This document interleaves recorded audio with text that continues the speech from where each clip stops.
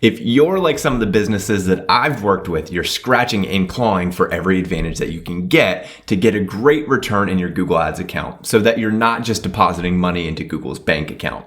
Your money and resources are too valuable to waste. Some of the most watched videos on this channel deal with Google Performance Max, which if you don't know, is a goal-based advertising campaign that leverages machine learning in all of Google's placements to help you reach your advertising objectives. There's some good news and some bad news with this campaign type. The good news is that if you're relatively new, you can take the time to learn how it works and some of its best practices, and you can find a lot of success. The bad news is that there's a lot of misinformation out there about this campaign type from other YouTube personalities and agencies who are trying to sell you on a sophisticated setup to earn a quick buck. What I've found is that most businesses will be much better off with a simpler approach. In this video, we're going to unpack one of the most talked about Performance Max tactics that I see businesses using that in most instances will not lead to any extra money in your pocket.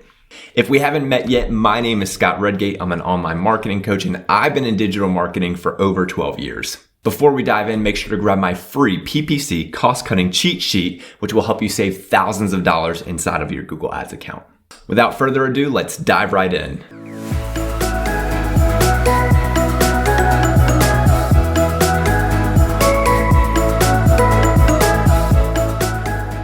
Before I share one of the biggest flaws with Performance Max setups, let's do a quick recap about what these campaign types are.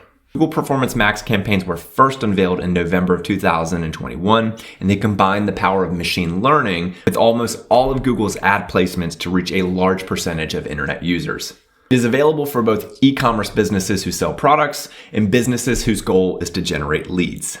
In 2022, Google's smart shopping campaigns were migrated over to Google Performance Max campaigns. As I said before, Google Performance Max leverages almost all of Google's placements like search, shopping, display, discovery, and maps. For e-commerce businesses, Performance Max is similar to smart shopping, but does include a couple more placements like discovery and maps that were not included in smart shopping campaigns. Another difference is that in Performance Max, you upload a bunch of assets to what they call an asset group. And that's essentially a collection of headlines, descriptions, images, videos, logos, and more. And Google picks and chooses which type of ad they create based on the assets that you uploaded. Once you create an asset group in Performance Max, you have the ability to create an audience signal. Audience signals are data that help inform Google's algorithm about who your ideal target audience is. You can browse and select audiences that Google already has, or you can even upload first-party data like your customer email list to serve as an audience signal. Audience signals are where I see a lot of misinformation about Performance Max occurring.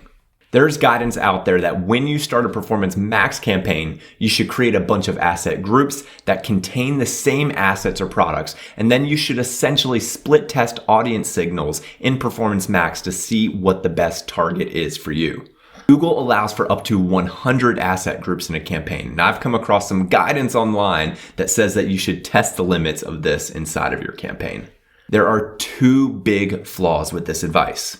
Number one, contrary to popular belief, audience signals aren't used for actual targeting. They're used as suggestions and a starting point for Google systems to learn and scale. For example, let's say that you're in the first few weeks of setting up a Google Ads account, and Google doesn't know a lot about your business. An audience signal is extremely important for you in this situation because it can save you a couple weeks of inefficient spend in Google Ads. Let's say that you sell skiing and snowboarding equipment, and you know the demographics and interests of your customer base. Let's say they're 70% male, their ages are 25 to 35, and they're skiing enthusiasts. Since you already know this information about your customer base, go ahead and create an audience signal in Performance Max that aligns with that targeting. Instead of waiting for Google's system to learn what you already know, you're giving the system a head start. In other words, you're helping Google to understand who your customer is and giving Google information to get a better ROI faster inside of Performance Max.